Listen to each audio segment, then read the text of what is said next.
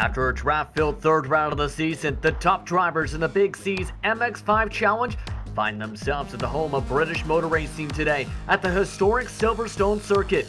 Since the 1940s, competitors from across England have zipped their way across the former World War II Royal Air Force airfield. And while many have come to this track and have seen it change over the years, it is still seen by many as one of the best and most recognized facilities in all of the world. Who will be able to take the checker flag this evening at this historic racetrack? We're about to find out here on the Global SimRacing channel. Welcome to today's edition of the GTR Countdown to Green, live from the virtual Silverstone circuit in Silverstone, North Hampshire, England for round 4 of season 3 of the Big C's MX-5 Challenge. I'm Justin Brizzle. On set of the booth today is Taylor Burris. Behind the scenes is our director Sean Ambrose, and he's using cameras provided by the great Dougie Beard. Today's pre-race coverage is presented by GTR Simulator. GTR's racing simulators are currently used as training aids for professional race car drivers. You too can learn to ace that braking, sharpen those corners, and shave off those vital seconds. Whether you're a professional driver or a gamer looking for a more immersive way to play, GTR has your back. Get yours started today at gtrsimulator.com. Now, Taylor, last week Robert Hartley used a mix of strategy, skill, and a bit of luck as well with lap traffic to find his way to take his first win of the season at the draft-filled Monza Eni circuit. This week, though, sees it is at a bit of a much more different racetrack, to say the very least, when it comes to these Mazda MX-5s. What can you tell us about the historic Silverstone circuit today?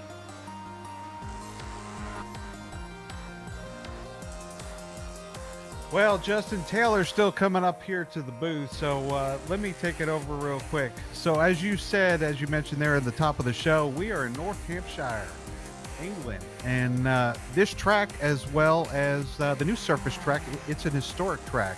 As these Mazdas go around today, 18 turns.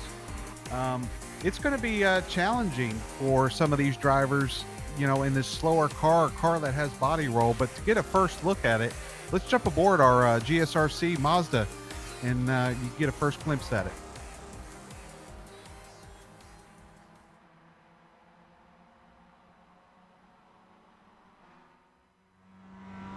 All right, we've got Brian Zabelski and the GSRC MX-5, so let's do a lap around Silverstone. Cops is going to be very thread the needle with how fast you can take it. Yes, there's paved runoff to the outside, and you can abandon the turn to save the car if you think you botched it, but you'll lose plenty of time coming back to the racing surface. Plus, momentum will be important because if the driver behind gets a good run, they could try and force you into a too-wide situation as you approach the Maggots-Beckett sequence. You'll be gradually slowing the car with each corner through here, eventually culminating in the final right-hander. Your exit from here will make or break your lap because it'll take you through the flat-out left-hander of Chapel and onto the hangar straight. At the end of this long stretch is Stowe, which is a popular place for overtakes. But this off-camber blind turn can provide some interesting situations depending on how you defend and how you keep your speed up. Heading towards Vale, with this being the historic version, it's less a chicane and more a quick flick to the left. It's not quite flat out either, so the entry into club can wind up being a tad sketchy because of it. Find the throttle as soon as you can and don't be afraid to let it drift into the paved runoff a little bit. This layout also removes the Abbey chicane and returns it to its classic form of being a flat-out left-hand kink. Get the car back to the left because now you approach bridge. This is one of the few places where you'll see some elevation change with this small drop. It's just a slight brush on the brakes, but what makes this such a dangerous turn is drivers might make a surprise attack into Priory. It's not uncommon for that to cause some wrecked cars and hurt feelings. By now we're into the slowest, most technical portion of the lap. Brooklands is perhaps the slowest turn on the course and feeds you right back into the hairpin of Luffield. This is another place where you might see some different lines from drivers as they try to suss out what gives them the best speed. It's best to try and square off the exit here since you'll be taken back onto the front stretch. This is where drivers will try to get that important run down to Cops in hopes of a brave overtake. But as we keep it flat out through Woodcote, you've now hopefully finished a lap around Silverstone.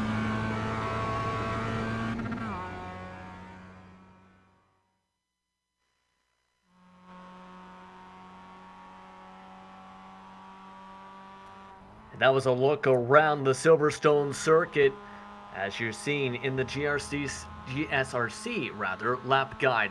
I'd like to thank John Ambrose for also helping along as Taylor Burris continues to work his way up to the broadcast booth. But let's take a look at the point standings, because one driver that worked their way to the top step of the standings was Robert Hartley with the win last week at the Monza circuit. He holds just a 3-point advantage entering this round over Marcel Pagnon, who did not participate at Monza's race last week. Brendan Hawking comes in third, 6 points back after a top 5 finish, with Yarm Tomas Torres rounding out the top 4 positions. Racine Fazzoli, though, had the drive of the race last week. He started in 53rd and finished off in 8th at the Monza circuit. That was also in part after not taking part in round number 2. Just 14 points is the difference between 1st to 5th in the point standing so far. And as the drivers continue to work their way around for qualifying here, let's try and see if we can bring in Taylor Burris as we look towards the race details. Taylor, how are you today? I'm doing all right, Justin, and good afternoon, everyone, as we are here for round 4 of our 10-round championship here for the Big C's MX-5 Championship. Of course, this race is, as always, a 40-minute sprint race. The drivers will be here to continue on with their required 1 pit stop, and of course using the baseline iRacing setups that we normally see in the Big C MX-5 Challenge.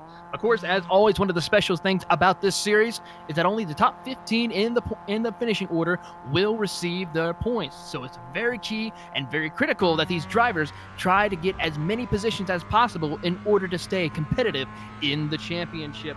And then, of course, also this track, these cars, it's a lot of beating and banging. So if a car gets a little bit too much damage to where it will not be able to perform to its peak capabilities, well, the Big C's admins decided to give the drivers 2 extra spare cars so they can be able to get back out on the track and provide us with some great Mazda racing action. And we have seen some great racing so far this season here, Taylor. The drivers are currently working their way around for qualifying for round number 4 today here at Silverstone. And this is a very interesting track to see these machines on. You can see the times on the left side of your screen. The times in the 2-minute to 2:02 range for the top 20 drivers up on the board already. Drivers including Torres amongst the fastest so far. But this is an interesting track here, Taylor, to see these machines at, because there is a lot of space for these cars to run around here, to say the very least. Most definitely, though. Unlike what we've seen in some of the smaller tracks that we went to, such as Bathurst or Summit Point, this track is a little bit more open, a little bit more opportunities for drivers to not maybe beat and bang as what we saw earlier in the season. So drivers are going to have a little bit more room to work around each other. And also probably, though, the draft will be coming into big-time key factor here at Silverstone. I was going to ask about that too, because there is places like the Hainer Straight that might have a lot of draft. The front straightaway. And there's a lot of other spaces.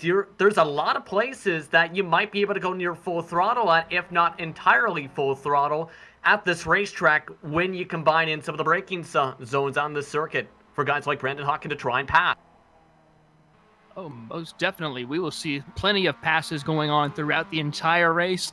I wouldn't be surprised if we even see the passing for the lead every corner, or if not every end of the corner or straightaway, before we complete just 1 lap. Now, one of the other things, too, at this circuit, though, is there might be also some danger to go on. Again, there's a few hard braking zones, such as, again, the area where you have Priory, Brooklands, Luffield, and Woodcote. Amongst that stretch, essentially, the hardest braking zones for these MX-5s that might potentially bunch up a lot of drivers. We also see lots of drivers and cops get loose on corner exit out of the first quarter here at this historic circuit. Yes, we did. We've seen many of drivers get very loose to this section of the course, so they will have to definitely take care of their tires, take care of their steering input in order to try to get through there as smoothly, but still remain in a competitive sense. Now, as we continue to see guys like Peter Vostro try and record qualifying times here, who do you feel this track kind of suits for this event today, especially since we're reaching the midpoint of the season? And while you mentioned a lot of the draft potentially being a factor today, could also be one that really tests the drivers to see when they go win and essentially how they handle a lot of the corners where they can't go full throttle. That's going to be the biggest one to try and figure out, because the drafting will be such a big factor in this race. We could see a possible first-time winner in this series today. So I really wouldn't know who would be the main front runner to keep an eye on, other than, of course, our already previous strong competitors that we've seen: Racine, Marcelo Pajan, Torres. I mean, pick a driver and just see where he finishes, and have a good shot to seeing if they can have a shot at winning. Absolutely. There's a lot of chances for drivers to have good runs today, I think, with this circuit, with what we've seen in practice and some of the times. Again, it's been very tight amongst the drivers, as we've seen in qualifying on the left side of your screen. It's gotten tighter to 1.5 seconds from first to 20th. You see guys like Miroslav Natalchik get across the racetrack now. That time by didn't record an official time, but others such as Austin Johnson just recorded a 2:03. That is at the bottom of the board in 30th position. And we seen at Monza, it was, while the best could still get through the field, it was hard to get yourself to the lead pack if you didn't have a good qualifying effort. Yeah, that's going to be very critical, because the farther back you are, the more difficult it is going to be, because, drivers will be a little bit more aggressive towards the back of the field, trying to catch up to the leaders of the race. As we now just got a notification that Yame Torres has now set a new fast time as the current pole sitter with a 2:13. So this is going to be quite exciting as we now watch Robert Hartley, last week's winner, come across the line. He's currently sitting outside the top 10. And he will improve his lap time, putting him up, right up to second place. Go that number 33 Carolina Club driver, doing a great job here tonight, as always. And it looks like using the help of Brian J. Holmes' draft, in fact, one of his Excite Racing teammates, to get himself up the grid with about 2 minutes 30 seconds to go in qualifying here. That time might be tough to beat. The man in third position is Jan Terho, meanwhile, who is a part of off-track racing.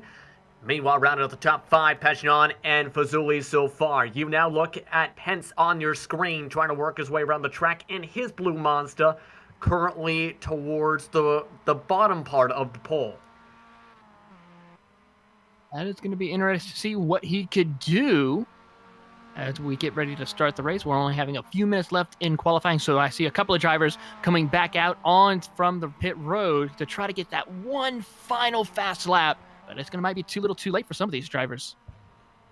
Pardon me, that was Ponce, not Pence, I should say. Should note, there are cars that have made contact in qualifying. Owen Watts got contact from behind, it looks like, or hit somebody rather from behind. As he was trying to get around, he hit the back end of Michael Valls, working his way through the Brooklands, and ended up basically voiding their 2 times amongst the drafting group. And it's a little bit early to see that kind of a contact already in qualifying, to say the very least, amongst drivers with how tight it is. Those drivers might not have enough time to get back on the racetrack now with those incidents, as others continue to pass by, such as Jonas Seeger with a 2:03, and others such as Alan Catali, who is looking to try and get up from 20th position on the board still. That could be such a great lap if Catali is able to improve his lap time. Let's keep an eye and see what he can do. Catali is still coming across the line. I believe he might be close, as we now just watched Nick Carty come by. He did not set a good lap, so he is still going to sit in there. As some of the final drivers coming through, Mark Brightman, I believe he is just starting a new lap, so he will not possibly be able to complete this lap before it's all said and done. And Robert Hartley, seeing if he can improve, he will not. Slow lap. And I don't think this is going to be a good lap. He doesn't have help with the draft. He is, however, helping Brian J. Holmes maybe get a better time. Instead, doesn't get one in time, but still will have the whole way around to record 1. More drivers still coming across the stripe in these final few moments of qualifying. Once the checker flag waves, drivers will have about 2 minutes and 30 seconds to record an official time, essentially. Fazuli, on his hot lap, has been having a draft for much of this run, and is one of the drivers to watch. Let's see if he can get a good time. Doesn't appear so. Keeps himself. Does not improve. Another driver to watch coming towards the final corners currently is Alan Catali. If we can head towards the number 11 machine, they still have about 4 or 5 corners. Right behind this one of these next cars you see up on your screen, you can see Catali now on your screen now. He used the draft of Jonas Seeger and now is in a group including Alex Moss here. Is it going to help him get up from 20th position? That is the big question. Drivers recording their last attempts around the racetrack. Catali, can he get himself a good starting position to potentially contend for the race victory after such a strong run at Monza last week? This time, a 201 flat only gets him to 13th position, Taylor. So close, but it just looks like he might have made a little mistake somewhere out on the track to not improve his time. As we see a couple more drivers, Peter Vostrel is now come across the line. He will start in, it looks like, the 30, outside the top 30. But notice this, Justin. From first place to the 20th position is separated by less than 1.5 seconds. That just shows the competitiveness for the entire field. I mean, if you go up to 13th with Catali, it's less than a second separating those top 13. A majority of the times are locked in. There is one big draft group ready to come across the stripe, but all these drivers again are trying to set up the SimRacing Studios starting grid for round number 4 of the Big C's MX-5 Challenge season. Those last cars coming across the stripe. But again, today's starting grid presented by SimRacing Studio. Want to enhance your SimRacing experience but don't feel like spending hours doing it? SimRacing Studio creates a plug-and-race SimRacing accessories and software system to enhance your experience without any DIY effort. Go to simracingstudio.com for more information. And as the last of the cars put in some final times, amongst the drivers that put in some final quick times on the board you see on the left side of your screen was Ashley Beard. Only 1 or 2 more cars have to get off the circuit before we head onto the racetrack here. It's looking like it's going to be a very competitive one. This is the last car for qualifying up on your screen, Fernando.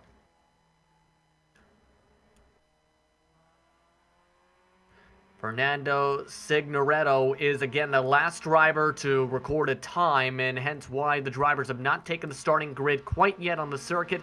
He is currently logged in 34th position. This time, though, doesn't record an official time. So, with that, that locks in the final drivers. There is Ashley Beard still on the track running around. However, that time will not count regardless for Ashley Beard's machine. In any case, the grid is all locked up. Let's take a look at your starting grid for round number 4 of the Big C's MX-5 Challenge. For round number 4, Torres records the pole with the 2-minute .130. He'll start alongside the point leader, Robert Hartley, with Ashley Beard, the Excite Racing driver, starting in row number 2. Jan Manuel Fernandez will start in 4th with Brian J. Holmes rounding out the top 5. Jan Terho, having one of the fastest runs in qualifying in 6th position, was up as high as 2nd on the board at one point, with Razim Fasuli in 7th spot on the start. Marcel Pagnon will be followed behind by Paolo Samanik, and Brendan Hawken rounds out the top 10, Taylor. Starting in 11th will be Christian Lindroff, followed by Nico Avalamori in 12th. Alan Cattell will start in 13th with Clifford Ebbett in 14th. Alex Mass will start in 15th with Jaroslav Sevilla in 16th. Mark Brightman will start in the 17th position alongside Nico Kako in 18th. Brian Sableski will start in 19th with Nick Carty rounding out your top 20. Liam Silkstone will make the start at Silverstone in 21st with Christopher Taylor 22nd. Ursula Natasha 23rd with Paul Rigoli in the 24th position. Jonas Seeger starts 25th with Owen Watts in 26th. Rodrigo Capello in 27th. And T. Rasmussen rounds out the top 28, rounding out the final 30 starting positions inside said top 30 is Niels Verhoff and Michael Valls. In, of course, the 31st position will be Peter Vostrel, followed by Vincent van der Hayden in 32nd, Austin Johnson in 33rd, with Fernando Signoretto in 34th. Shosblax Prem will start in 35th with Fabian Ponce in 36th, Alessandro Gatti in 39th, and Fabio Zamperlini in 40th. And the last 3 drivers expected we might see them on the track today: Sean McDonald, along with Mark Pinsky and Lawrence Hermans. 43 expected drivers, 40 ready to reach the green lights today. All of them rev their engines, lights are out, green flag waves, we're racing at Silverstone. And Torres with a bad start on the inside line. Robert Hartley already looks to take the lead away heading into the first corner through Copse. Indeed does so, and a great run to start off the race for the Excite Racing machine. Top 5 has gone single file as they make the run to Maggots. Closest one that is going to be side by side is between Johnny Tiro as well as the likes of Racine Fazui as they try to go side by side out of Maggots as they head towards Beckett's in the Chapel Curve. And all of them going back and forth through Beckett's. One driver forced off the racing line. Racine Fazuli able to force his way by Jan Terho to take away the 6th position in the grouping. Rest of the drivers back to single file, but the lost amount of momentum is starting a bit of that side-by-side in the second grouping you're seeing now on the upper part of your screen. That is a freight train being opened up on the bottom line. Semanek tries to fall through. Marcel Pagnon and the AMS machine able to take the spot away as Terho loses multiple spots. As they're climbing up through the way of Stowe and Val Chicane, they're now still going to be side by side as they come out of club corner. Great driving between them. They now go single file as they make the run to Abbey. And this again is approaching one of the tighter sections in terms of where you have to not go as much full throttle, have to let yourself into the brakes rather, and have to slow down and fall into potential single file. Some drivers though looking to try and take advantage and pass instead. Fazuli on the outside of Fernandez, trying to move his way up into the top 5 on the lone way around through Brooklands as they work their way towards left field. The benefit though is he'll be on the right side of the track for left field. He'll move into the top 5 plus 2 positions gained in the first lap for Fazuli, just at the edge of the lead group as we have complete the first lap. Estimated 20 lap distance today in the 40 minutes. And again, fuel is expected to have these drivers pit at about the halfway point, Taylor. Yes, indeed. We were going to see these drivers probably pit somewhere around the halfway mark. Of course, we could see some drivers using a little bit of fuel strategy to maybe consider when to pit a little bit later, as we see some of these drivers utilizing the slipstream in order to try and conserve fuel. I say the biggest loser right now could be the likes of Robert Hartley, since he's out there pretty much by himself for a little bit as they're now approaching the likes of Beckett's and the Chapel Curve. But look at the man you were just following along with, too. That was gaining a lot of time. Racine Fazuli already on the back doorstep of Ashley Beard and bump drafting. That is also another way you can save fuel in the Mazda MX-5s. And they're actually going a little bit slower than the man in 6th position. Fernandez in that bump draft. Fazuli says, I want 4th position. Takes it right away on the dive bomb that time by as they work their way at a Stowen down Val. Here they go into the Val corner right now. As we can see, almost a little bit of side-by-side action between the likes of Brian Holmes and Torres as they are climbing out of the club corner. Torres only made a little mistake to where Holmes could try to stick a nose but could not make it work. So he's going to have to try again as he's going to try the little bit of a higher arc as they approach the likes of Abbey. Yeah, and take a look now as you head towards Torres now, trying to take the defensive line a little bit as they go underneath the bridge. Brian J. Holmes was amongst the drivers trying to actually help Hartley record a good qualifying time in the group. He's now forced to brake early, opening up the door for Fazuli, who dives in on the inside of Brooklands. The problem is, he's going to be stuck on the outside, potentially in left field if he can't clear. He's trying to squeeze in a response to try and push off the Excite Racing machine off the racing line. Instead, has to recede back into the draft into 4th position again. As they come out of I believe one of the drivers might have had a problem somewhere in the back. And we're hearing Rigoli had a problem. This is Paul Rigoli, who was in 25th last time by the stripe and was still in traffic. This is actually a couple different things because I believe there was also a car in the grass as this was all shaping up before then. Yeah, Paul Samanek was the car in the grass. I think that started a little bit of this pure. It looks like it, and of course several other cars trying to check up as Paul came back out on track, and I believe that caused Rigoli to get hit in the back bumper. And that's again horrible luck there. Again, Paul Samanek, who was also inside the top 10, also ended up losing a lot of spots. Just before all that, in the same section, he dropped to 26th position. Meanwhile, the lead group is back up on your screen. As you can see, Torres just following along in the draft of Hartley for the time being, while Holmes continues to hold on to 3rd. The thing is, though, Fazui has been charging and charging fairly quickly, trying to pounce on any sort of hole he has seen despite the runs he's been able to get. Take a look at this, the battling you see on your screen as you look on board from Fazuli. Really trying to do a great job as they come out of the club corner. He's now going to take a look to the outside, but we see the likes of Holmes being a little bit defensive as he's going to follow Torres. We will have a pass for the lead. Torres on the outside, a little bit of contact between him and Holmes as they make the run down into the farm straight. And it looks like Hartley has lost a lot of time from that situation. Dropped back all the way to contact behind, trouble. Brandon Hawkin involved, Marcel Pajon involved, two of the top 5 points drivers. And it was Hawkin who at the back end of Pajon heading into Priory that ends up causing that contact inside the top 10. And Pajon got the worst of it. Take a look at this on the Global SimRacing channel replay. Yeah, it looks like nowhere for Pajon to go. He was running his line. Next thing you know, there is the contact. And that's not going to look pretty good at all. His car is severely wounded out on track. He's trying to get it around, but it is very difficult for him to try to get it back out on track. The bright side is he has the quick repair. The problem is he's going to be way behind the rest of the field from all of this, too. He is still yet to get to the pit lane. That's how broken the suspension is.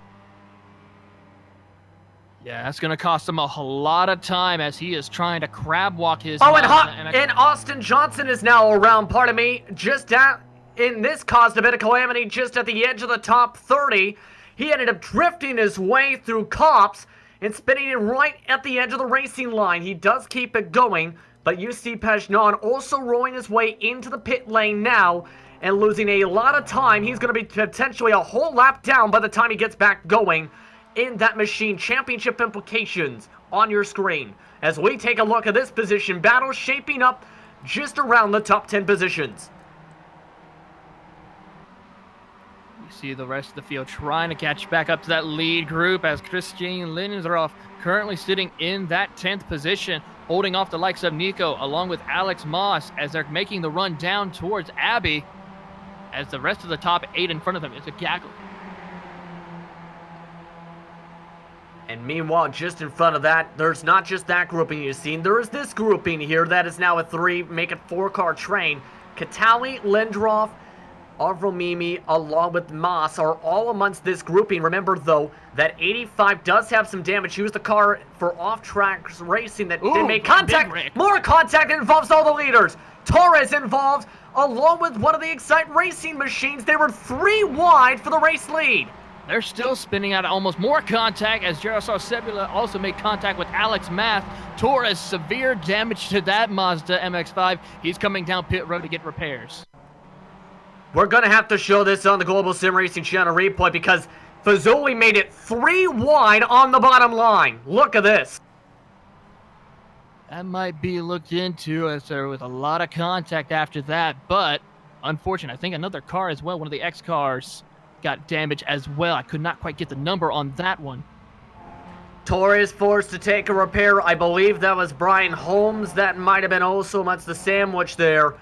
But now this is again going to have more championship implications all of a sudden. So 2 of the top 5 drivers forced to take quick repairs early in this event. Ashley Beard has also been forced off the racetrack now with all of that too, and is already out of the top 20 after having such a strong qualifying run.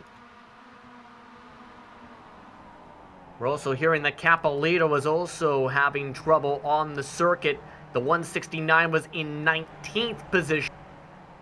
That car is no longer on the track. We're going to take a look at this on the Global SimRacing channel replay as they were still in 19th before having a bit of an issue.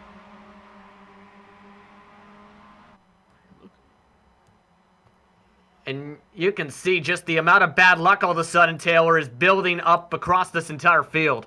It looks like it's very unfortunate for some of these drivers as we're now trying to watch Robert Hartley try to climb back up to the top step of the standings right now, currently sitting just around the top 5 as he is all over the back bumper of Brandon Hawkins as they're coming down towards the likes of Woodcote. And trying to complete this lap, he is all over the back bumper of Hawkins, but still having to deal with the likes of Fernandez and Catali as they're climbing out of the likes of left field for one more time and still cannot find a way to get by at all. Yeah, and this is all losing them some time a little bit here and there. But again, that lead group has all been shaken up as this has all gone on. Fazoli is in the lead now. Second spot is Holmes Hawken is now leading that group with Hartley, Fernandez, etc. in the said grouping. So drivers are currently continuing to go around this circuit, and discussions continue amongst potential situations, again, from some of the contact potentially on the track. But now, here's the thing. While the top two have broken away, there's going to be still more cars in that draft. For third on back, it's going to be the matter of can they keep up, since the top two drivers here, Taylor, are still in the 2 flats. These guys are in the 201s. One way we can definitely find out for sure as they make the run down the Hanger Straight, how well will these 4 or 5 cars work together to catch back up to the top 2? Got to remember, those top 2 are going to be using a little bit more fuel than these cars that are in a grouping of 3 to 4 or 5, as they're now making the run into Stowe. Still going to be quite a distance separating between the two, as now Hartley is going to try to take a look inside of the likes of Hawkins, who moves over to the side and lets Hartley through as they go to the Vale chicanes. And we've seen this a little bit at Monza, in fact, I think, Taylor, where he went much more for the fuel conserve and a different strategy, and it almost essentially worked. He slowly, by the end of the race, was towards that lead group and tried to strategize his way towards the front, and now he's trying to strategize and save behind Hartley. Meanwhile, P9 is also building up a battle. Take a look at this. We mentioned Terho, who had a strong qualifying run. He does have some damage, however, he's still holding at a nice spot with Sabala and Mark Brightman behind him. Yeah, those two are starting to climb their way up through the field. They started outside the top 10, so with the incidents that have happened early in the race, that's caused them to move their way up to the field, as Johnny is now coming out of left field again with in tow Duracell Sebula and Mark Brightman. Brightman doing a great job in that 220 Mazda as they're coming out of down the front straightaway. I mean, it's a great effort we see from Brightman. He was starting outside, actually, in 17th, so a good climb for him. And let's see if he can be able to improve as the race goes on. That's a big thing. P17 is also building up just behind. This is at the back end of that draft, in fact, just about, for that position. Or just behind the set group for it, pardon me. Owen Watts is still holding on. Remember, had some qualifying issues. Nick Carty is trying to close up with the draft. A big difference between the two right now, with Seeger, Berlhoff, Rasmussen, and Sergnoretto amongst this grouping here. You can see how much they're trying to close and how much they're sliding. They're all over the place, especially as they're coming out of the chapel curb. I've seen a couple of cars go four-wheel sliding almost, such like the Rayason as they're going down the Hanger Straight. Almost going to look like they're going to go 3 wide with Nellis, Jonas Seeger, and Nick Carty as they're going to go 3 wide before they get to the likes of Stowe. Who's going to be the bravest one? I think Carty's going to go a little bit later. Now here comes Jonas Seeger as they're going to get a little bit of a slide from him. And I think he doesn't realize, or at least that driver, I should rather say, in the 16, doesn't realize how close they just got to nearly spinning around in front of that pack of cars. More cars are in the grass behind them, though. Carty, as well as Fernando in the 84, both had a bad run that time to the corner and ended up going off to the grass just about. Very close call for those two drivers. They're going to lose a little bit of time, but there's still no major damage to the car. They're going to gather it back up as they come out of Abbey down the farm straight under to the bridge. And again, this is, well, not for points. This is essentially battling to see who's going to be able to try and get the chance to maybe break away from the group of cars for said points. That is only about a few seconds up the road. Seeger ends up having a bad run that time through Brooklands as they head through left field. Rasmussen tries to use the outside line, can't do anything though. It tucks back into line. Again, all the shuffling goes on. Meanwhile, Terho did come into the pits here early, stop with 13 estimated laps to go. As we take a look here on board for Rasmussen as he passes on by the driver of the pit lane. Terho coming down pit road. He's going to decide to cut pit a few laps early before we get to the halfway mark. As we see Nellis go off course and the Cop's corner right now, but he's going to be able to get back out on track, but still has to worry about the likes of Jonas Seeger for that battle for that 18th position. Battle for the race lead. Brian J. Holmes looking to draft on the back end of Fazuli. Decides not to make the move quite yet. The difference is, though, Robert Hartley has broken away from the group of cars behind him and is now just 1.6 seconds back. Look at that car, the second Excite Racing machine. You look on board from Holmes. Closing in, the champion, Robert Hartley, trying to close back up. He wants to go back-to-back victories to try to extend that points championship lead. Robert Hartley doing the best that he can as they come out of Abbey down towards the farm straight and under the bridge. Here it goes Holmes. He tries to take a peek to the inside, does not do it as they go under the bridge and head up to Prairie. As that's all been going on, P4 is also shuffling around with Fernandez leading that group that's been broken away. Brandon Hawkins still trying to save fuel with Catali and Christian Lindroff amongst the drivers, also within that same draft span. You see the distances amongst the drivers in the battle for fourth position starting to slowly heat up.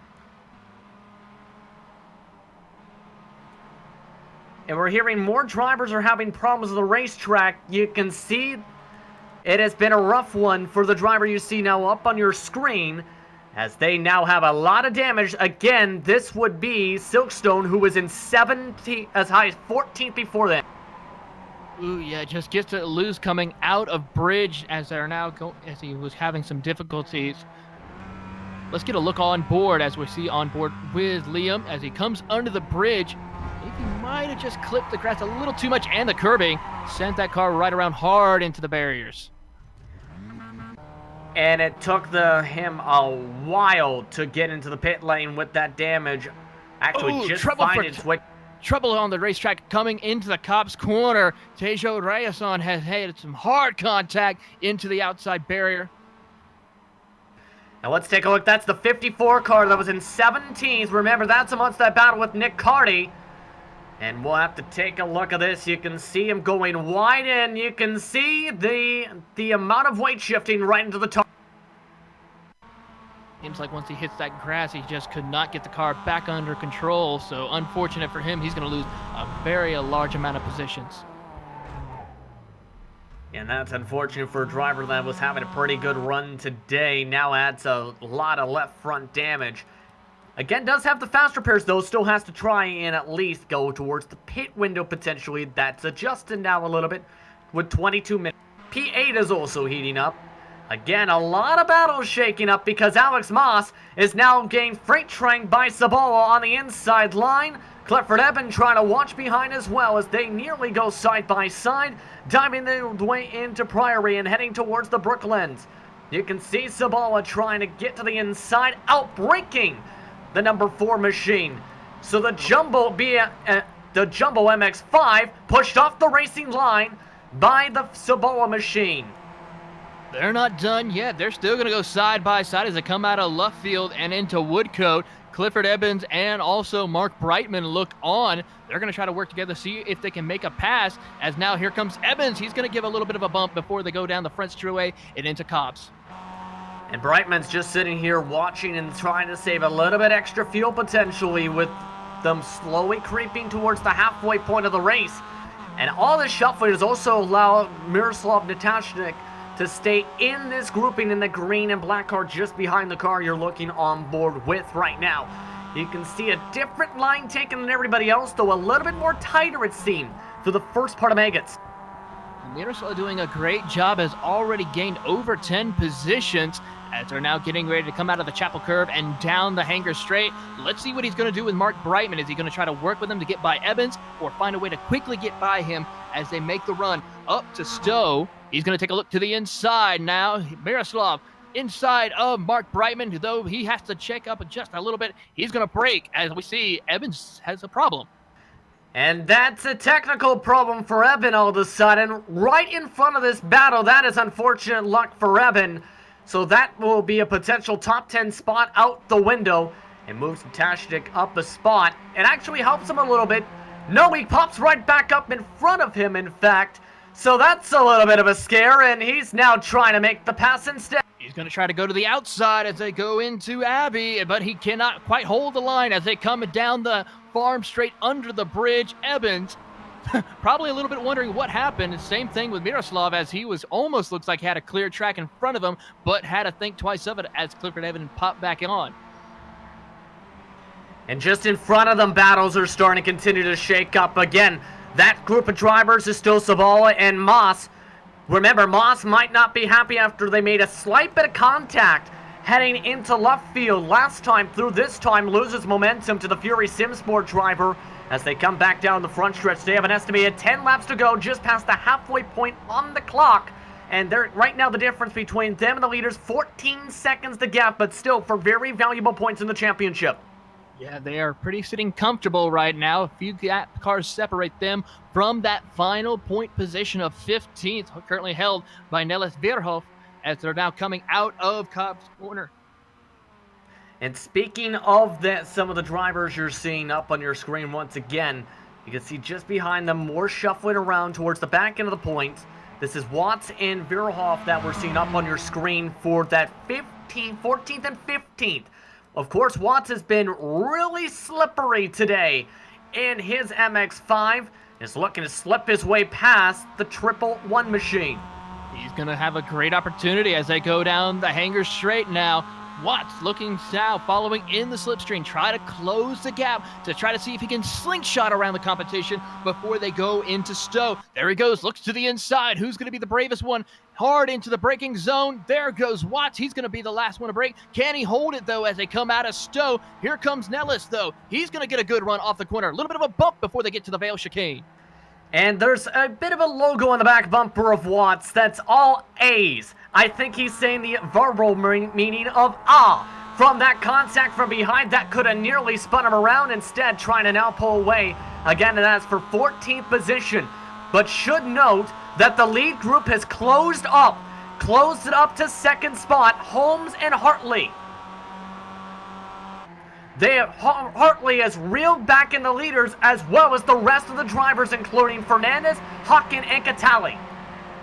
This is it. This is why we all love MX-5 racing, just how close the field is now. Only a few moments ago, the field looked like it looked going to be a runaway for the top two. But now the likes of Hartley, it's all over the back bumper of Holmes as they come out of Cobb's corner and make the run down towards the likes of Mackett's. Now here's the question now. Where do they go from here strategy-wise? They have an estimated under 9 laps to go this time by. It's going to be curious to see what they decide to do. As well as, say, the drivers in P8, because they've been shuffling around big time to the point where they're now bump drafting each other before they have to pit and still shuffling for positions. Alex Mas gave a really hard push to Jaroslaw as they come out of the Chapel Curve and getting ready to head down the hanger. Jaroslaw goes off course. He is off course. He's got to get back on quickly before the likes of Mas, who's also off course. And this is going to give the opportunity for Clifford Evans to now make a run down the hanger straight to get by these two drivers. Here also comes the likes of Miroslav and Mark Brightman, those three cars working together to get by Alex Mas, as Evans having some more connection issues. Mas had to give the position up to Clifford Evans and the likes of Miroslav as they're now making the run to the Vale chicanes. So those mistakes lost a few positions. You have to wonder, did he just overdrive the corner, or see the driver in front of him making a mistake and end up making a mistake on top of that trying to match line?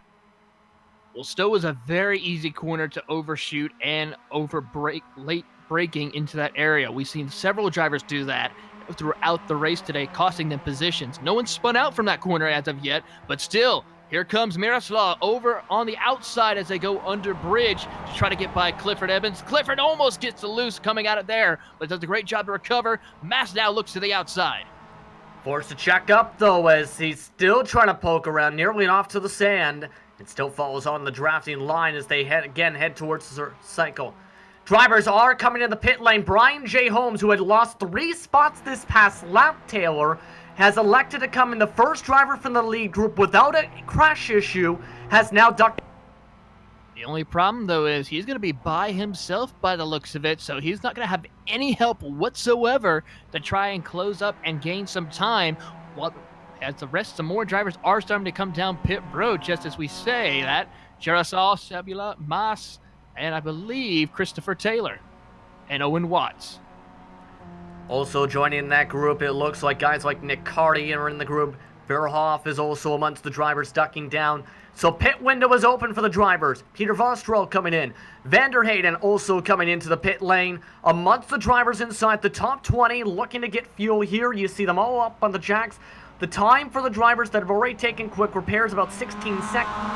Amongst the drivers who are just coming out, their times about 15 to 16 seconds, about that same comparable as we've seen from the other drivers before. With that pit stop from Brian Holmes, that's going to put him just outside the top 15, as Fernando Signoretto is the one driver who is in front of them as they're going down the Hanger Straight. Yeah, that's going to be curious to see if it's going to be working out like that. The thing is, though, we've seen the same strategy for Brandon Hawkin last week at Monza, where pit without the drafting group, tried to save fuel with the drivers in front, and now it's taking the risk. P7 currently, though, sees this battle shaping up. That's that battle involving Clifford Eben in that group right now. And I'm curious to see what they decide to do here, as Eben's the first car, Natashnik as well as Brightman are in this said group and have been shuffling for about 5-10 laps now. Yeah, it seems like these three drivers have been inseparable for several laps here, as they're now coming out of the final two corners of Woodcote. Let's see, are they going to be able to come down pit road? Yes, Clifford Evans is going to come down pit road along with Miroslav. Mark Brightman.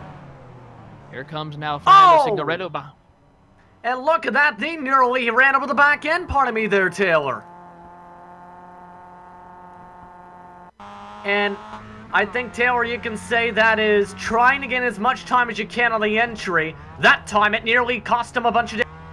It almost did. I couldn't even put a paper in between those two. On the bright side, if they did make some type of contact, it would have got a fast repair. The dark side, there was the chance that the momentum could have sent them into the Armco and lost them time.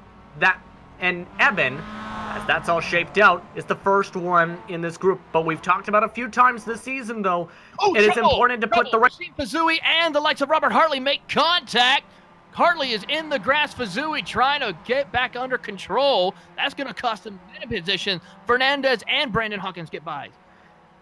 And it looks like they had just also elected to come into pit this past time by, had been out of the pits. Hartley had just came out first.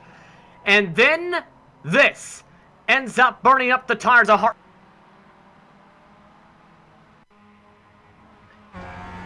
Go on board with Fazui. There he goes, trying to make those run into the club corner. Just makes a little bit of a tap as he tried to look to the inside as Hartley tried to shut the door, but it was too little too late.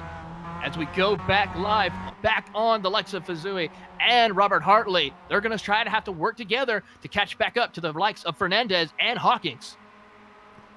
Yeah, Fazuli didn't try and make the pass with that contact. A bit of sportsmanship there, was actually bump drafting a bit.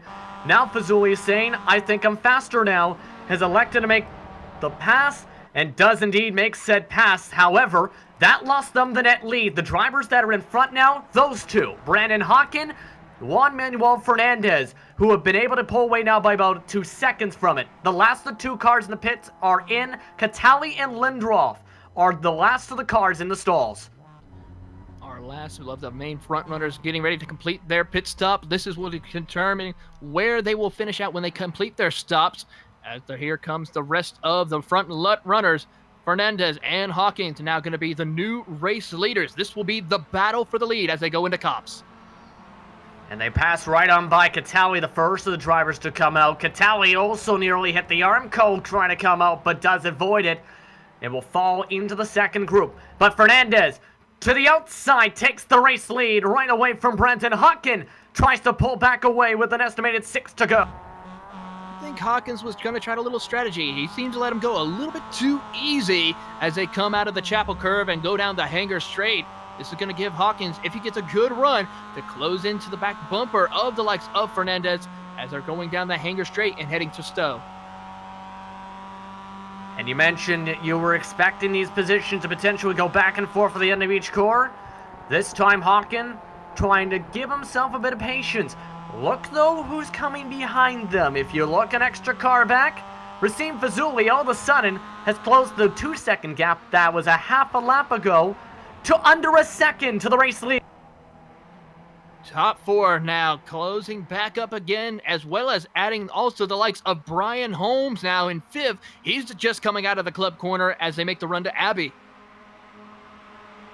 Yeah, things are getting very close here. Holmes, you mentioned there too, is also slowly closing in. He's on the tail end of this draft. You see him in that blue barred machine for Excite Racing. That is, again, the driver in 5th position after the pit stops have cycled through on the racetrack. So it's going to be potentially a very crazy battle here with about 5 laps to try and do something. 9 minutes or so on the clock. What do you do if you're any of these drivers with how much that could potentially happen here? I would have to say I would be more comfortable not being the leader of this race. A lot could happen for you, as these drivers could easily find a way to slipstream and slingshot around you before the race lap is over. Of course, there's many opportunities for these drivers to make a pass in just 1 lap, so I would prefer not to be the leader for this. New fastest lap, look at that, it's Robert Hartley who's in 4th position. And we're going to take a look from that machine at the back end of the train, getting the most draft out of the group. That was a 1:59.7 on the track. Should note this is a late evening start for these drivers, so the track has been slowly creeping down. It's at 78 degrees Fahrenheit, the track temp, which means there could be potentially a lot of grip to work with as he tries to work with Fazuli and now cuts to the left side of the red and black Mazda MX-5, side by side for the 3rd position. What will Hartley decide to do as they draft their way to the back end of the top 2? It tries to hang on the outside line. Fazuli able to defend for 3rd. Ooh, Hartley goes a little bit wide coming out of the Stowe as they make the run through the Vale chicanes and into Club. Fernandez doing a great job of holding off the top the 3 other drivers behind him, as we now see Racine go way wide out of Club. He's got to get back on the track quickly before the likes of Hartley closes in and shuts the door. And that's the 2nd time today we've seen a driver go that wide through Club. And now Fazuli is now trying to still carry a bit of momentum. We've seen him attack a lot today, especially into Brooklands. He's going to try and attack Brandon Hawken. Dive bombs the inside line, able to move up to 2nd spot. Can he seal the deal, though, heading into Brooklands? Yes, indeed, as Hawken tries to fall through. 2 by 2 between the top 4 now as they come. Here comes Holmes now with a late run as they come out of the likes of Woodcote or left field and into Woodcote. Only a few minutes left to remain. And look at the difference between these drivers for the battle of for first. The gap amongst the top 5 cars on that ticker within just a few tenths of a second. Alan Catali is just at the edge of the draft. They work their way through as Fazuli takes the race lead heading into Cops. Back to the racing point. Fernandez, though, gets the run off the corner. Has drafting help from behind from Brandon Hawken as they break their way into Maggots. Side by side through Maggots as they now make the run to Maggots and the Chapel Curve. Here comes Holmes late into the late braking zone to get to the back bumper of Hartley now as they come out of the Chapel Curve and go down the Hanger Straight. No lap traffic in factor either compared to Monza that helped the points leader in Hartley last week. All clear sailing amongst these drivers. They'll be battling amongst themselves here. Fernandez can't defend to the inside. Hawken on the right side of the track tries to battle his way for 2nd. Dives his way to the inside line through Stowe. Yes, indeed. Brandon Hawken up to 2nd in the number 99 machine, while Fernandez goes wide. He's got to find a way to try to hold that line. Here comes Hartley to the outside. Through the Vale chicanes they will go. And into Club. Hartley on the inside lane. He is going to try to take that 3rd position as the likes of Hawkins and Fazuli pulling away now. The gap is now 1.4 seconds from 1st to 3rd with all that shuffling. Hartley still yet to clear by Fernandez either. Now getting a bit of help from behind, his teammate Brian J. Holmes lines up behind the points leader. Still able to outbrake into the corner though, heading in towards Brooklands. The quick left hand heading towards the sweeping left hand.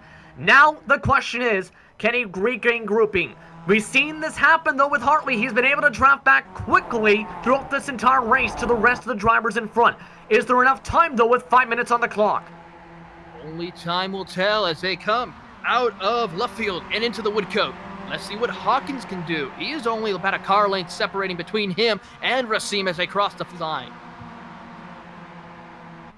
This time Fernandez, who fell as far back as fourth, trying to poke away his way around Hartley, instead has to tuck in behind. All three drivers will draft behind. Again, 2-minute flats for the top two drivers with all the shuffling, 2:01s to 2:02s as they battle for the third step on the podium still. Hartley, looking to try and gain time, has the best run out of everyone. That time working his way through Maggots and exits its way through Beckett's, also the quickest of the three in the corner apex. It's a great run also out of the Chapel Curve as they go down the Hanger Straight. Robert Hartley trying to find a way to get by and try to close that gap between him and Hawkins and Racine as they go into Stowe. And look at this, as this has all been shaping up. P9 has also been shaking up amongst teammates. You got Nico's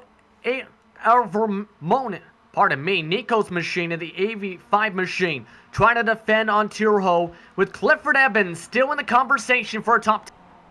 He is right there as they go into Stowe. Tirho trying to find a way to get to the outside. He's going to try to see if he can late break into the Vale, but does not. He doesn't want to try to wreck his teammate out as they go through Vale. Tirho doing a great job to try to hold the line as they come out of club. And you can see Tirho trying to slide around. Takes the bit of the wider line again, though, has the draft of the teammate. His teammate trying to hold on defensively, actually taps the brake a bit as the lights turn on the back part of the race cars and the front headlights side by side. Tirho outbraked on the outside line. Erwi Lomi able to hold on to the position. A heck of a scrap amongst these drivers as this has all been shaken up, though. Hartley has broken away now from battle for fourth position just in front of them. Fernandez on the high side, Holmes on the inside line heading into Cups, drives on by as that lost the two of them a lot of time to those three.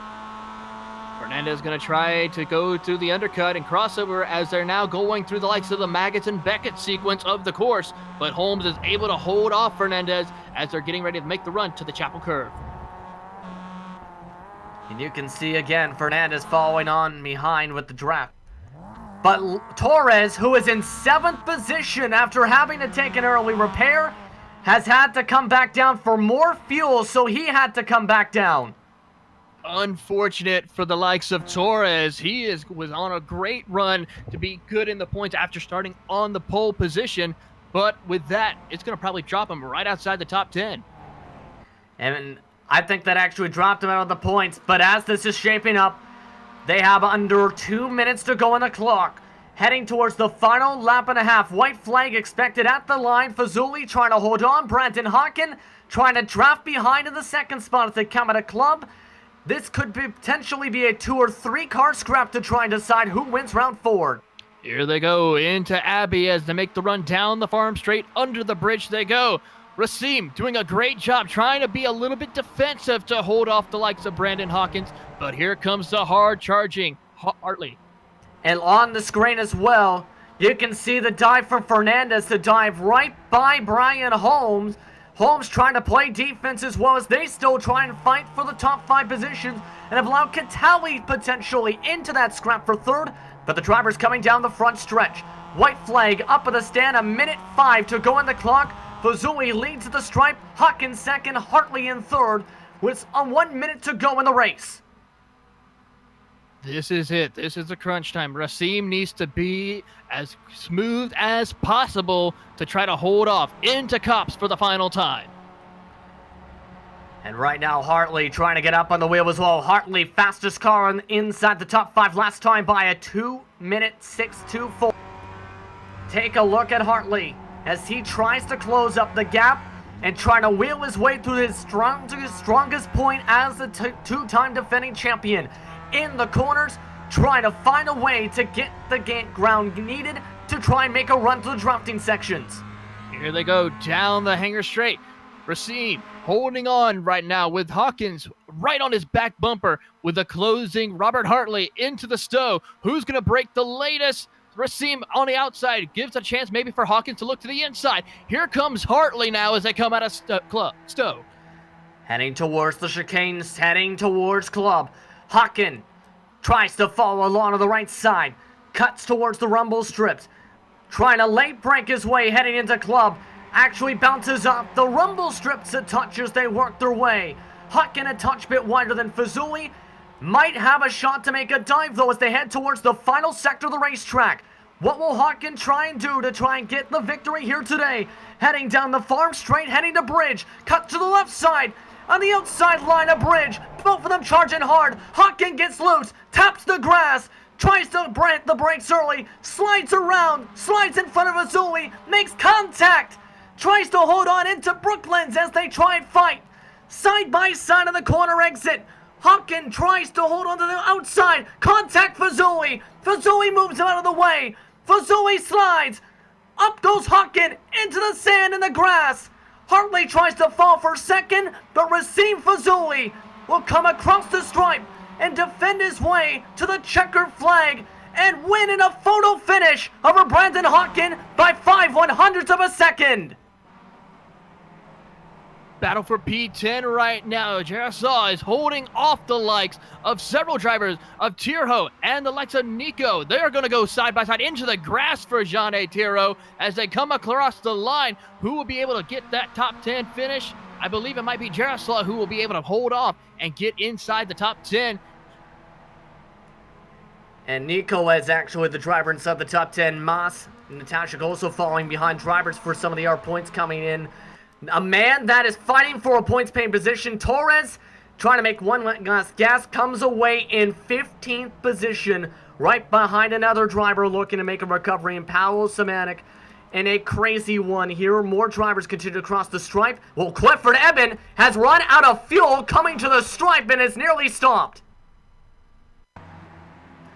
Terrible luck for the 55. Go a little bit touch further because he was in the conversation for the points tail. He had a strong run all race long inside the top 10, but unfortunate for him, he did not have enough fuel to finish it out. Last of the drivers continue to cross the stripe here in what was a crazy one to decide this action here today.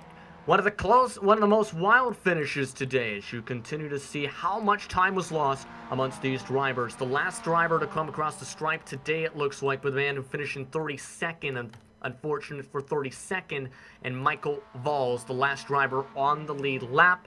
You see that 327 coming across the final corner and passing by some of the last of the drivers here. But a heck of a race today, to say the very least, in a multi-car battle to decide the win here at the historic Silverstone circuit. And what was a crazy one for sure. We'll take a quick break. When we come back, we'll look over the full race results. You're watching the Global SimRacing channel from Silverstone.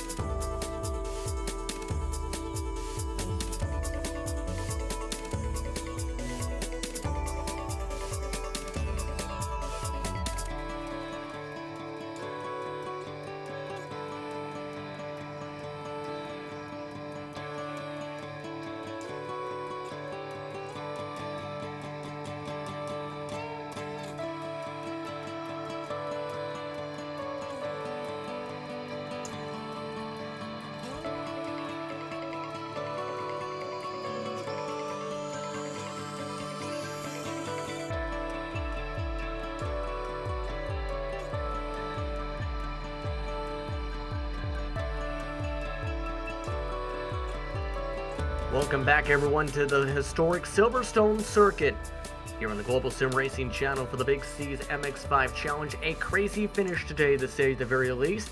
Before we get to the finishing results, let's take a look first off at your turning point presented by Turn Racing. What's the gap between SimSport and Motorsport with Turn Racing? Turn carries a wide variety of steering wheels to suit any of all your needs, from advanced steering racing wheels to practical street wheels. That'll surely help something for you. Check them out at turnracing.com. And really the turning point, I think, Taylor, was when Razzouli got the lead for the first time today. That put him in a situation where he was able to be in command for the final few laps to be able to dictate how that craziness went. I could not agree with you any more than that. That was definitely a turning point of the race. We saw as many times throughout the race how important it was to try to utilize the drafting to get you up towards the front, and Racine was able to time it perfectly to get to the lead. And on top of that, the battling behind him too, Taylor, helped gain him a lot of time. That basically turned what was a 5-6 car battle into just a 2-car shootout, heading towards the checker flag between him and Hawken. Again, that was your turning point presented by Turn, and leads us towards the -273 post-race show and your race results up towards the screen. Let's take a look at who's coming across the stripe. But again, -273 will have whether it's on the real track or the virtual track to help you reach one goal: to produce the best racing gloves to get the job done. With unmatched comfort, durability, and style, their gloves will leave your old ones in the dust. Find out how they can help you by visiting -273.biz. For the race results, Fazuli takes the checker flag. Hawken comes away in second. The gap just over 5/100ths of a second. Robert Hartley nearly stole away a second spot, instead has to recede to third, with Brian Holmes and Fernandez rounding out the top 5. Katawi recovered to 6th position, with Rendroff, Sabala, Tirho, along with Arwi Lomi rounding out the top 10 finishing positions. Taylor. Finishing in 11th position, we'll go to Alex Moss, followed by the likes of Miroslav Natakis in 12th. Mark Brightman will come home in 13th, with Paolo Szymanek in 14th. Jaime Torres will come down home in 15th position as the last driver to get the points. Owen Watts will come home 16th, with Christopher Taylor 17th, Jonas Seeger 18th, Nick Carty 19th, and Peter Vosterol rounds out your top 20. Vander Hayden comes away 22nd. One driver that had a rough one, 56 seconds back of the race lead, was a contender at one point. Marcelo Pagnon could potentially lose a lot of points with today's result, while Rasmussen finished off in 23rd. Verhoff 24th. Clifford Eben ran out of fuel, was in the top 10 at one point. Came away 25th instead. Cebulski came away 26th, with Kako involved in multiple incidents, finishing 27th. Sergio Retto came away 28th, with Prem and Silkstone rounded the top 30 here at Silverstone. Paul Regoli will come home in 31st, followed by Michael Valls in the 32nd position. Liam Shen will be the first car one lap down in 33rd, with Fabian Ponce in 34th. Elijah Garcia will come home 35th, with Austin Johnson 36th, Ashley Beard 37th, and 38th will be Rodrigo Capello. A few drivers did not make the start. Alessandro Gatti, Fabio Zamberlini, Sean McDonald, Mark Pinsky, and Lawrence Hermans did not make the start. But the man who took the checker flag above all the drivers today was Racine Fazuli, his second victory of the season. Racine, crazy finish, crazy race. How do you feel about making your way back to victory lane for the first time since the season opener? It feels great. It feels amazing. I didn't expect it, honestly, but I knew right after qualifying that I had a chance. So my strategy was just to be full on aggressive, quick shift every gear. I took tires, and then from there I just try to be at the lead. And speaking of that, of course, it was a crazy battle once you got the lead back to hold on to it, especially that final sector of the race with you, Brendan Hawken, as well Robert Hartley watching behind as the craziness unfolded. Talk us through your perspective trying to hold on to the race lead and bumping and banging to try and hold on to what was a .056 difference at the stripe. Yeah, I just want to start off with sorry for Robert. The contact we had at Maggots, because I had new tires, and he tried to get a run on the straight. Then I didn't want to make contact with him, so I went up the inside. But yeah, at the end of the race, like I had a bad run off the long right hander, and Brandon just had the full on draft, and he was close to me, so he tried to make it around the inside of the corner under the bridge. I forgot the name of this corner, and I blocked.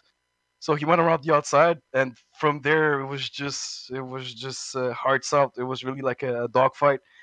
Whoever had the better grip around their lane.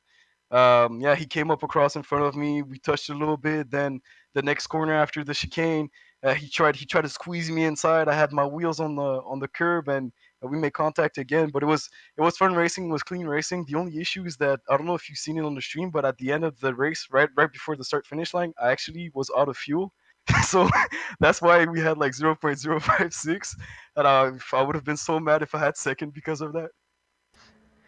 Honestly, with the craziness, we didn't even get the chance to notice. It looked more like the draft was starting to come in, a little touch on the corner exit. That's how crazy that final sector was on the track, have to admit, from us here potentially here in the booth. But on top of that, you were showing some crazy amount of pace throughout this entire race today, especially in some of the mid-speed corners. How difficult was this race, in your opinion, to try and carry a lot of speed and continue to maintain and pick up positions? At one point, I think, in the first stint of the race, in fact, you were 3 wide for the lead. Yeah, yeah. The same chicane, the same chicane. I remember I was on the inside because they were both battling ahead, and they had bad run off the right hander, the first right hander under the bridge. So I waited patiently. I did a crisscross on both of them, and then I knew I had to take the lead because I knew I had the pace. But then, yeah, the long corners is really a trick of maintaining the grip throughout and not forcing the car to do what she doesn't want. The car really just have to respect the grip, and from there, everybody has their own technique. I had mine, and today it worked. Now, after today's race, you are just 4 points back of Robert Hartley in the standings with your second victory on the season. Currently third in the standings as well, just 1 point back of Brandon Hawken, the guy you just so happen to be battling. Next race, though, is at Road America. Your thoughts about going to that racetrack, going to the United States for the first time this season? It's a fun track, and it's gonna be a really fun track with these cars because there are a lot of straights. So yeah, it's gonna be a different strategy for this racetrack. Definitely, it's gonna feel like Daytona. Honestly, probably a whole lot of bump drafting, probably a whole lot of fuel saving. We don't know yet, but I'm looking forward to it. And tomorrow I'm getting back to practicing. Sounds like a great plan to go straight towards practice, but before we let you head off again towards the celebration and victory lane, is there anyone you want to thank for being a part of your second victory of Season 3 of the Big C's MX-5 Challenge? As usual, I want to thank all the sponsors involved. I want to thank GSRC for the coverage again. Really great coverage as always. I want to thank Clifford. I want to thank Clifford for the organization. I'll mention it again. This series is everyone can enter the series, and it's really rare to have this much competition in an open series. So yeah, and also really my mom and my dad for letting me for letting me race on the sim and take less classes at university and really focus on the simulator. And yeah, thank you everyone. Well, congratulations on the race victory, and we'll let you get to celebrating. Congratulations once again, Yep, thank you. Ciao.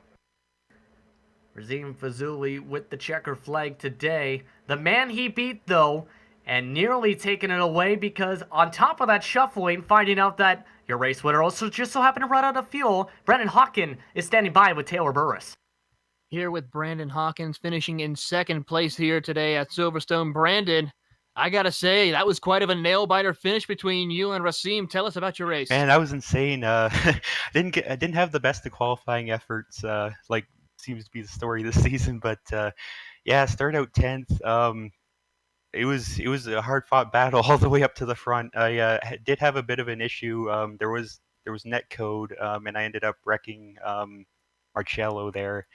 And yeah, I'm really sorry for that. But like I was way far away from him on my screen. But yeah, it was just unfortunate. But yeah, once we got up to the front, it was a really hard battle. Rasim and Robert were quick as always, and Yeah, that was nuts. Walk us through that last couple of corners that you had on the last lap. What was your thoughts about trying to go there? And then, of course, when you went off into the grass, how was your thoughts? Yeah, I knew I made a few passes during the race on that sort of like kink going into the last couple of corners under the bridge, and I knew like I was just gonna go where he wasn't. So when he started to turn to the right, I just started straight left and tried to get a nice angle around the outside, and it worked. But he was just able to barely hang on to my right side going into the last couple corners, and yeah. And then after that, I just tried to squeeze and do whatever I had or like needed to do to try and get the win, but. Um, after I drove off into the grass, I was just worried about Robert because he had a run there, and I'm not sure if he started to run out of gas too, or if or what. But and then and so yeah, I thought I was just kind of like just we are just gonna end up where we were, and then I heard a little bit of sputtering coming from the car in front, and so I was like, oh man, there's my chance. So I tried my best.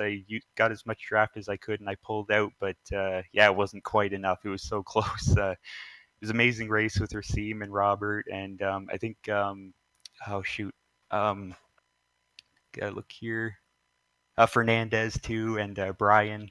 That was a great battle. All right. Well, is there anyone you would like to thank before we let you go? Oh sure, yeah, I'd like to thank guys at Fast Racing, Primetime Racing, everybody who contributes to putting on this amazing show, GSRC, Clifford, all the guys in the league that I race with. It's been a fun time.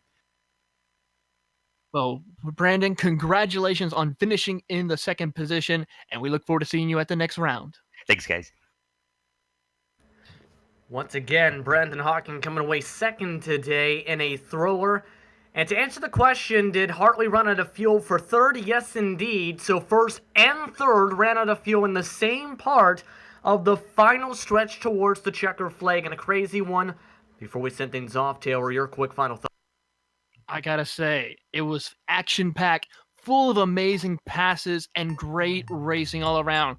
However, some of our drivers who are strong in the points had some very unforeseen occurrences befall them. Now, next round will be the halfway mark of the season. It will be the crunch time for those drivers to see if they have what it takes to rebound at the next round.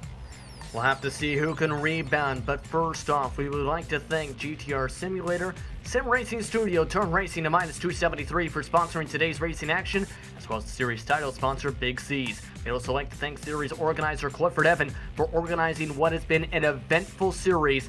And that's an understatement for what we just seen today once again here at Silverstone. Another crazy result today. We'd also like to thank the companies that provide the software and hardware for our broadcast listed here on your screen.